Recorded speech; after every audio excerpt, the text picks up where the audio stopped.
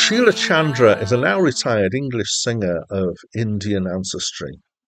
She was an actress in the late 70s.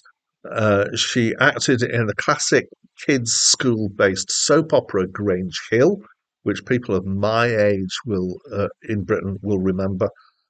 She formed a band Monsoon and then a bit later went solo as a pop artist. And she transitioned to doing vocals as an instrument style stuff out of some work with Peter Gabriel, I believe.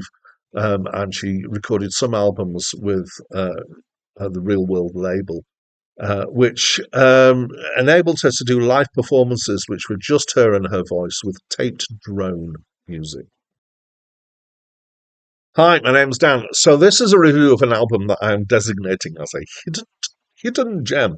Okay, so most of the reviews on this channel are of the 3,000 greatest albums of all time, according to a list at Acclaimed Music, uh, who have put together this amalgamated list, which is a bit like Metacritic, but it reaches back all the way to the birth of albums in the mid 50s. And I'm working my way up from 3,000. Hopefully, one day I'll get to number one. I'm about a third, just over a third of the way through. But occasionally I step off the list. About 1 in 10 of my reviews are off list reviews. One of those reasons to do that is to review albums that I know that I really enjoy, but I don't think are particularly well known. And this is one of those, and I call these hidden gems. So there's not a lot of information available about this album. There's Wikipedia information about her, which is also fairly short. The album doesn't have a Wikipedia page. And I believe it was recorded at Real World in box, but I might be wrong. I know it was, I'm pretty confident that it was released on the Real World label, which is Peter Gabriel's label. When was this? 1992. He was really active in promoting world music at this point in time. So his studio did some really good work in that. So this is it's unusual. I'm not sure how I would describe it as a genre other than voice as an instrument. Sometimes it's just her singing solo. Sometimes it's got kind of an Indian like drone that she's singing along to. When I say a drone, I mean just literally one note that goes on, and then she's singing around that. And some of it's got words and some of it is wordless stuff.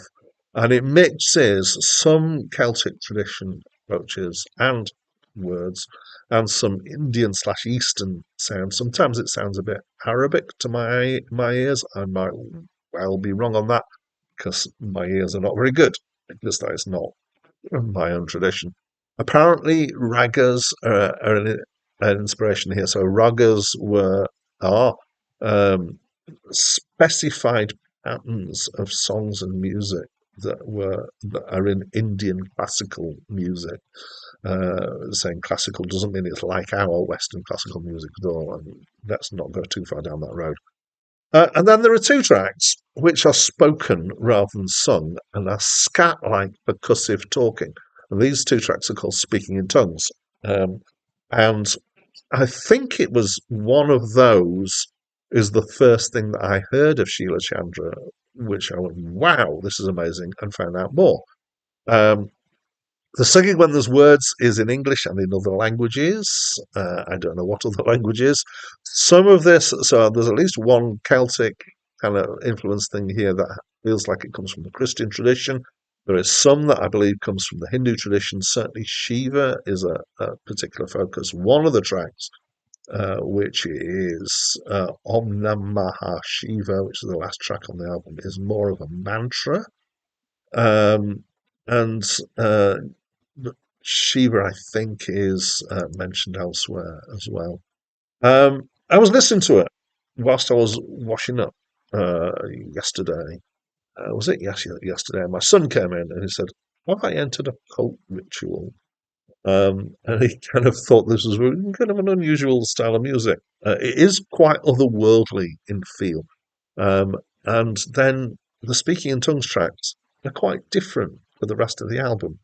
I like all of it. I like the Speaking in Tongues stuff more than I like the rest of it. It is beautiful. And she has a very strong voice, technically. So even when there's nothing else going on, she seems to be absolutely rock solid with her tuning and her transitions from note to note are very strong. And sometimes there's some very interesting scales and Eastern like resolutions going on here that give it that kind of Eastern feel to it. So if I have a criticism, it's that the kind of composition of it as an album is a bit weird.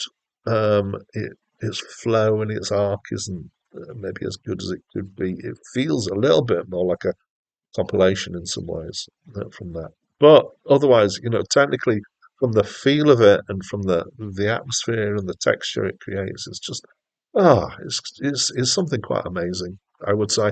So I really like this album, obviously, and that's why I've chosen to record it. If you don't know it and you sound intrigued by what I've said, do go and have a listen. If you do know it, please let me know what you think of this album. And if you've got any more information about the album that I haven't been able to throw in because of my lack of information, please do contribute by telling me stuff in the comments. And that's it from me for now. Takadin nam tadiko takajana kukuputakita kupatakita tadin katakajana katadin. Kartakatadin tankatadin tankatadin tankarakatadin tankatajana. Takadin nam tadiko takajana kukuputakita kupatakita tadin katakajana katadin. Dana dana takita takita takita dekita katakadina dana dana takita takita takita dekita katakatikina taktadim dim takita takita dim dim takita taktadim takata dim talanka chom karakaratom talanka chom karakaratom talanka chom karakaratom.